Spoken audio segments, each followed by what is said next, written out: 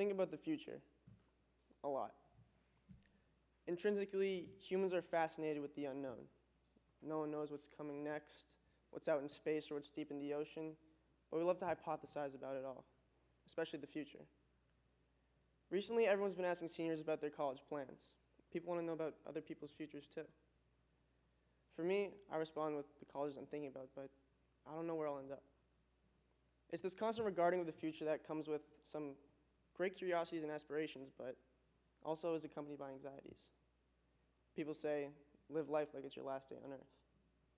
Well, what if it is? This is one of the thoughts that rotate around my mind as I try to sleep at night. I always have the same thought after. I haven't done enough for today to be my last. Being young comes with some great aspects like having aspirations to reach towards, and being in great physical condition, and being able to eat poorly, and not having to pay taxes, but I want to focus on those aspirations. They can be as big as you want, and they keep me going. They paint a bright picture of the future. When I lay in my bed at night, I usually restlessly go from position to position as my mind races. I find that when I'm alone at night, that's my most creative time.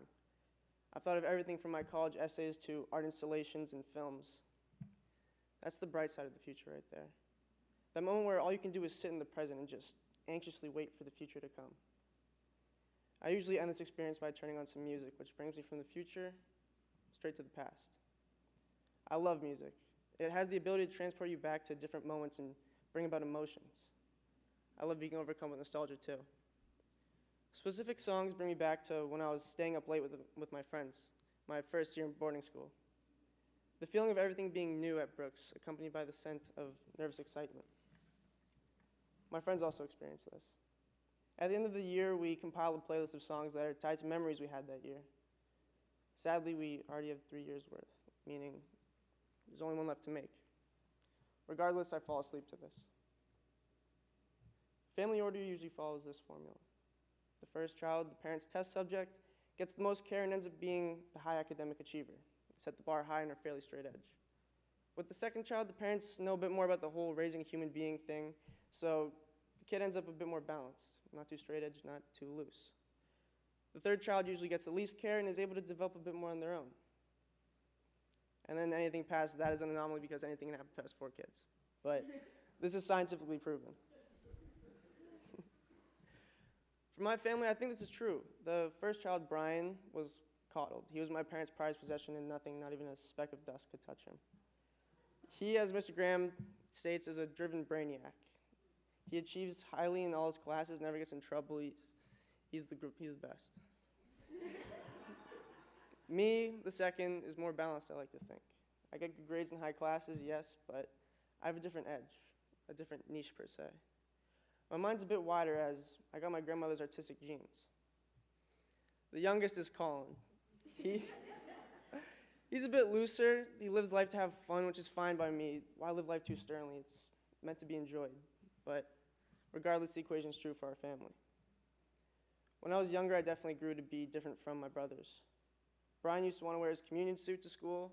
Colin would wear what was normal and athletic, while I wanted to walk into school looking like a rugged and edgy 2000 skateboarder. I was always wanting to be a bit different than the crowd. In middle school, I went as far as filling my entire Instagram page with the cartoon characters that I'd make during class that day. I literally spammed my followers with these low-resolution pictures of my drawings. But at the time, that was my form of expression. As I got closer and closer to applying to private schools and eventually college, I became limited in expressing myself artistically. It turned into a time where my parents viewed success as what I viewed as success.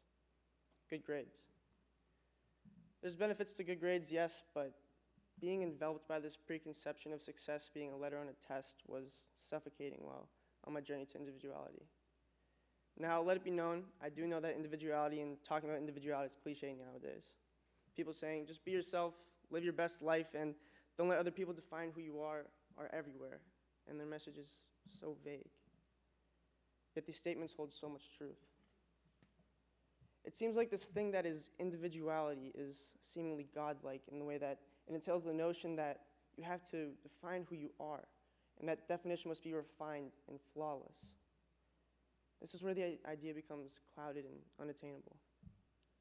The way I see it, the whole point of growing up, celebrating birthdays and saying new year, new me on New Year's Eve is all to set yourself up for change. You see, individuality is not the state of being yourself, but the defining of who you want to be and living in the moment while continuously changing and evolving. When I fall asleep at night and think about the future and the past and the future again, I get to explore individuality. I get to see where I came from and where I want to go. One of these moments was when I did the most radical, life-changing, unthinkable thing anyone could ever do in middle school. I switched lunch tables. Yes, that is the craziest thinkable thing to do socially in middle school. Let me set the scene. Going through elementary school, I ended up making friends with what was seen as the popular group. We were tight as any elementary school friend group could be. We would play together at recess. We played together at recess. We hung out after school and tried to be skateboarders. Really anything cool fourth graders could do. As middle school came, everyone was given two options: pursue Spanish or French. Unlike my friends, I chose French because my older brother had done it, but none of my elementary friends did. As I continued my studies with the Frenchies, I began to form relationships with kids in my new classes and saw them as more rich friendships than my previous ones. They introduced me to caring about music and appreciated my drawing abilities. They promoted art, and I absolutely loved it.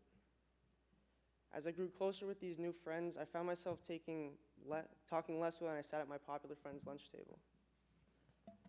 Weeks began to go by as my new friends told me to join them at their lunch table, and I continued said no, but one day the popular table got crowded.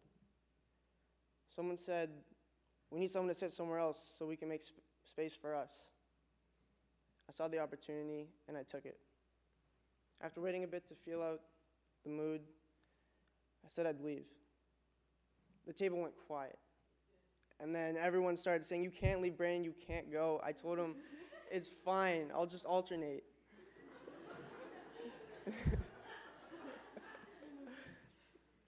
But that was a lie. I left that lunch table and I never returned. I left my old self and I never returned. From then on out, I embraced my artistic side as much as I could and have found friends in high school that align with these values. It's great. Now, a person is defined by the way they respond to situations they face. I've continuously chosen to face my situations head on and have tried to choose what is best for me. When I look to the past, I regret nothing, and all I have is appreciation for where I've come from. So when I sit in bed at night, I think about how I've set myself up for a bright future. I think about what's right for the speech, and I think about how I can make sure the people around me see the future as bright as I see mine. So with that said, appreciate who you were, analyze who you are, and be open to who you're going to be. Thank you.